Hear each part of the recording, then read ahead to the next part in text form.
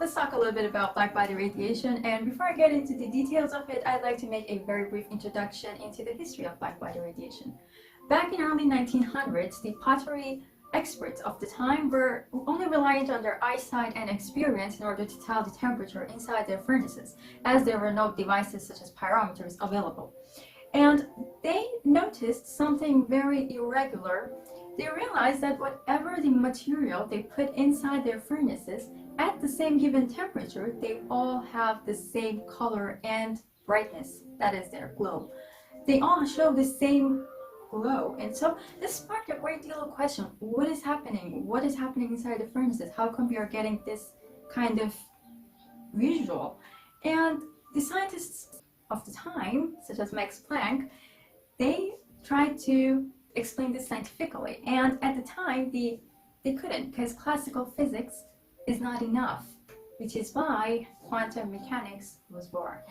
Max Planck discovered the relationship between spectral emission of a black body with respect to temperature using the quantization principles of quantum mechanics. And as can be seen in this graph, the plots of Max Planck's equation describes that as temperature increases, there is a shift in the graph towards the visible light spectrum.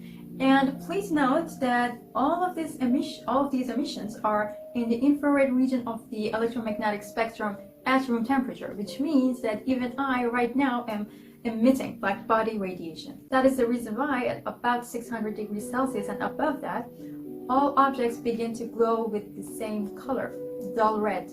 And as the temperature increases, that color changes to bluish white at about 12,000 Celsius. That is so hot. The peak wavelength versus temperature of this graph can be calculated using Wien's law, and I would like to emphasize the fact that in this relationship there is no material constant present, which describes why back in the early 1900s the pottery experts of the time were noticing that regardless of the material they use, they keep getting the same glow from the same temperature.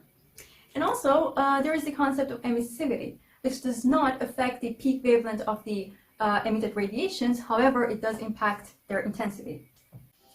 Max Planck's derived equation is the reason why we can have optical pyrometers today. Here's an example of one. We get to see a lot of this on the news these days due to the corona pandemic.